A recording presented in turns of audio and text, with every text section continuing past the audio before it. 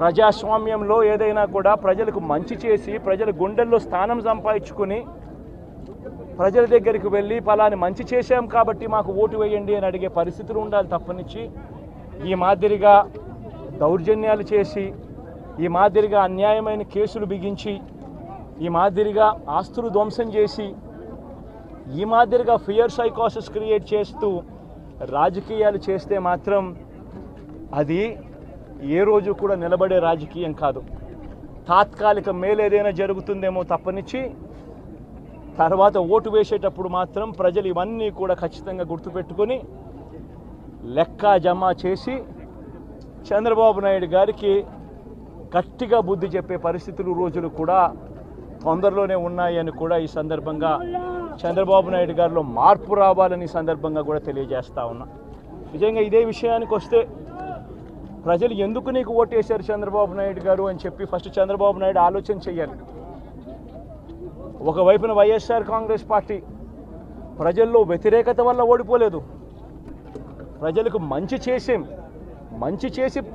ప్రజలకు మంచి చేసి వైఎస్ఆర్ కాంగ్రెస్ పార్టీ ఓడిపోయింది.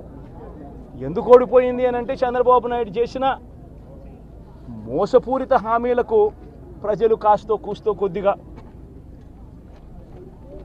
ఇదే ఆ 10% కాస్త అటువైపున షిఫ్ట్ అయ్యి చంద్రబాబు నాయుడు గారు అధికారంలోకి వచ్చిన పరిస్థితులు.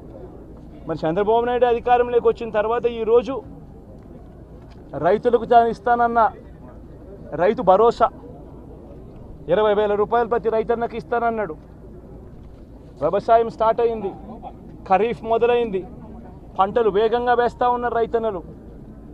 ఇంతవరకు రైతు భరోసా 10,000-20,000 రూపాయలు ఇస్తానన్న దానికి అతి గతి లేదు.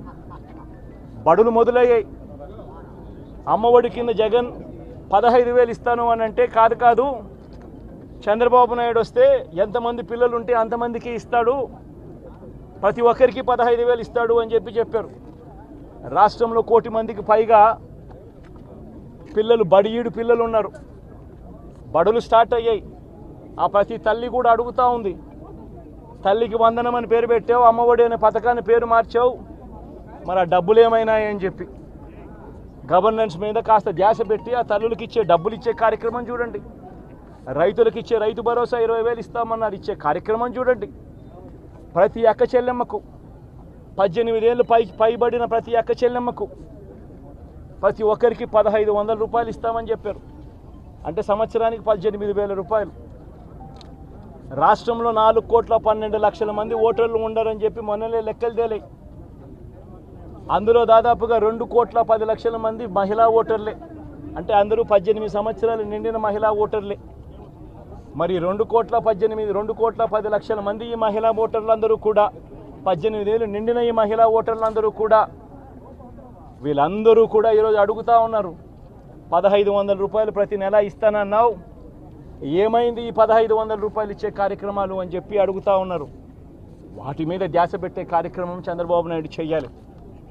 ఇవేవి కూడా చేయకుండా కేవలం భయాందోళనలు క్రియేట్ చేయాలి, రాష్ట్రంలో రావణ కాష్టం సృష్టించాలి, దొంగ కేసులు పెట్టాలి, ఇరికించాలి, ఆస్తులను ధ్వంసం చేయాలి. వైఎస్ఆర్సీపీ అభిమానులైనా, వైఎస్ఆర్సీపీ కార్యకర్తలైనా, వైఎస్ఆర్సీపీకి ఓటు వేసిన వారైనా కూడా ఎవరిని కూడా ఉంచకూడదు అన్న దుర్మార్గపు ఆలోచనలతో అడుగులు ముందుకు వేయడం అతి హేయమైన రాజకీయం అని కూడా ఈ సందర్భంగా తెలియజేస్తా ఉన్నా. ఇదే రామకృష్ణారెడ్డి విషయానికే వస్తే నిజంగా ఎంతటి అన్యాయమైన పరిస్థితిలో కేసులు బిగించారు అన్నది ఒకసారి అందరూ కూడా ఆలోచన చేయమని కోరుతా ఉన్నా. ఇదే విషయం కారంపూడి ఘటన జరిగింది ఎప్పుడు? ఎన్నికలు అయిపోయిన తర్వాత మరుసటి రోజు, అంటే మే 14వ తారీఖున కారంపూడిలో ఘటన జరిగింది. కారంపూడిలో ఏం ఘటన జరిగింది, ఎందుకు జరిగింది? కారంపూడిలో తెలుగుదేశం పార్టీ చేసిన ఆకృత్యాలకు ఒక ఎస్సీ కుటుంబంలో ఉన్న మహిళలు ఇబ్బంది పడే పరిస్థితిలోకి పోయినప్పుడు వాళ్ళను పరామర్శించడానికి డిఎస్పీ అనుమతి తీసుకునే మరుసటి రోజు, ఎన్నికలు అయిపోయిన మరుసటి రోజు ఎమ్మెల్యే బయలుదేరాడు. ఎమ్మెల్యే కారంపూడికి చేరుకోక మునిపే ఆ ఎస్సీ కుటుంబం అనేది కారంపూడి అటువైపున ఉంటే, ఊరికి అటువైపున వాళ్ళు ఇల్లు ఉంటే ఆ ఊరు ఎంటర్ కాకమునిపే తనను అడ్డగించడము, అక్కడే గొడవ జరగడము, గొడవ జరిగేది టౌన్లో జరుగుతూ ఉంది, ఇక్కడ నుంచి ఇక్కడ అడ్డగించినారు. అసలు సిఐ అనే నారాయణ స్వామి అనే ఈ సిఐతో కనీసం ఎమ్మెల్యే కనీసం తటస్థ కూడా పడలేరు. కనీసం చూసిన దాఖలాలు కూడా లేవు వీళ్ళిద్దరు. ఆ రోజు ఆయన ఉండేది వేరే గొడవలో వేరే లొకేషన్ టౌన్ మధ్యలో గొడవ జరుగుతా అంటే ఆయన ఉన్నాడు, టౌన్ మొదట్లో ఈయన ఉన్నాడు. అసలు ఆయన తటస్థపడలేదు.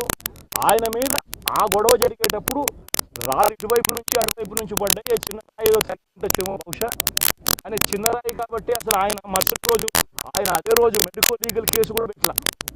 అంటే ఎంత చిన్న ఘటన అది, జరిగిందో లేదో కూడా తెలియదు.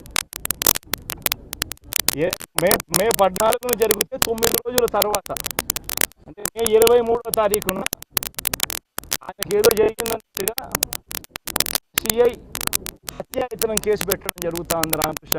కనీసం సీన్లో కూడా నేను పెట్టింది. ఇది అన్యాయం కాదా అని అడుగుతా ఉన్నా. అసలు ఇన్సిడెంటే జరిగిందో లేదో కూడా తెలియదు. మీరు ఇన్సిడెంట్ నిజంగానే జరిగిందంటే మే 14 జరిగిందంటే మే 15వ తారీఖున మెడికల్ లీగల్ ఎందుకు పెట్టలేదు? 17వ తారీఖున సిట్ కేంద్ర ఎన్నికల సంఘం 17వ తారీఖు నుంచి 20వ తారీఖు వరకు పల్నాడు ఏరియాలో ఆ సిట్ బృందం తిరిగి ఇన్సిడెంట్ జరిగిన ప్రతి అంశం మీద రిపోర్ట్ ఇచ్చింది. ఆ రిపోర్ట్ ఇచ్చిన దాంట్లో ఆ సిట్ ఇచ్చిన రిపోర్ట్లో ఎందుకు రాలేదు? మరి ఈ రకంగా ఒక మనిషిని హత్యాయత్నం కేసు మీద బిగించడం ధర్మమేనా? ఇంకొక కేసు కూడా తన మీద హత్యాయత్నం కేసు పెట్టాడు. మే 13వ తారీఖు ఎన్నికల సమయంలో పాల్వాయి గేట్ అనే పోలింగ్ కేంద్రం దగ్గర తాను వెళ్ళినప్పుడు జరిగిన ఘటన మీద అసలు ఎందుకు ఆ ఘటన జరిగింది? ఏదన్నా కొద్ది గొప్ప కనీసం ఆలోచన చేసే వాళ్ళు ఎవరైనా ఆలోచన చేయాలి కదా. అక్కడ ఉన్న ఎస్సీలను, ఆ గ్రామంలో ఉన్న సామాజిక వర్గం వాళ్ళు గ్రామంలో ఉన్న బూతులు లేకపోయి ఓట్లు వేసే పరిస్థితి లేకుండా ఉన్నప్పుడు ఎమ్మెల్యే అక్కడికి ఆ గ్రామానికి వెళ్ళినప్పుడు ఎమ్మెల్యే ఆ పరిస్థితి